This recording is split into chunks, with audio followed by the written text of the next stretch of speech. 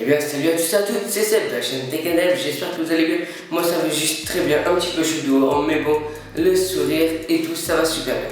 Alors aujourd'hui, on se retrouve pas pour parler de l'Arduino, de modules extraits par l'Arduino.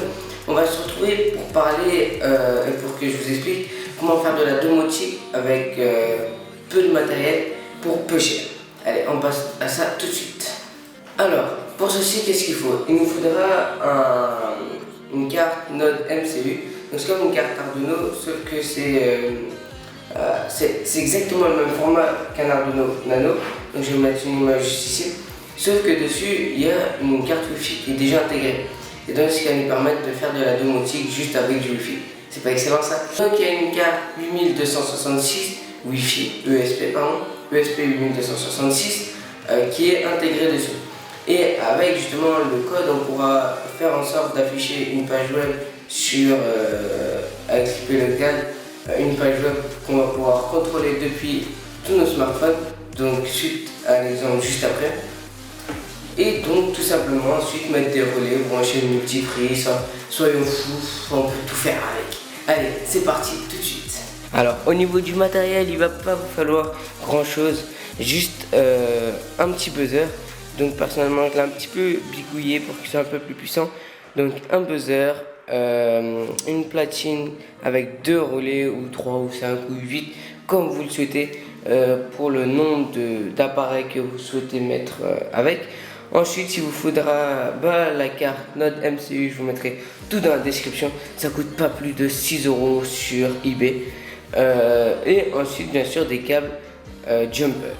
Donc tout simplement comment ça fonctionne. Donc on va se rapprocher tout de suite.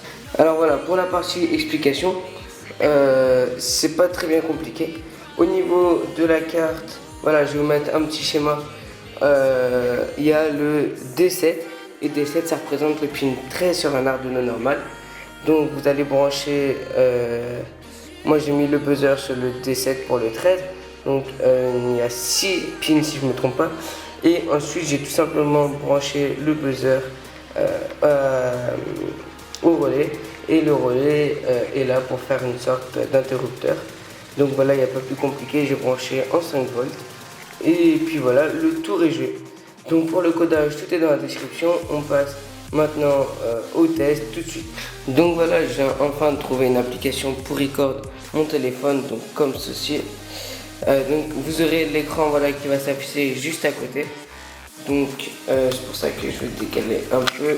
Voilà, nickel. Comme ça, vous pouvez tout voir avec l'écran. Donc voilà, là je viens de lancer le record.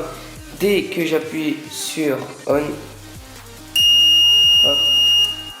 Bon là j'ai le bouton qui est absolument, je me trompe pas entre le on off dans le code, mais vous pouvez bien voir. Donc attendez, on va essayer de focus. Voilà, quand j'appuie sur on, ça s'éteint et off. Voilà.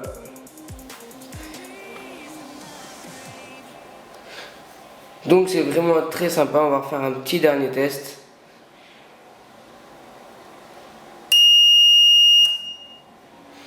Voilà, maintenant donc pour vous prouver, je vais mettre un peu à distance.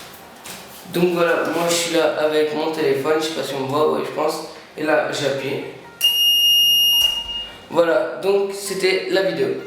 Donc voilà, c'était tout pour cette vidéo. J'espère qu'elle vous a plu et qu'elle vous a permis de vous aider. Oh, franchement c'est super sympa, je vous le conseille donc vivement.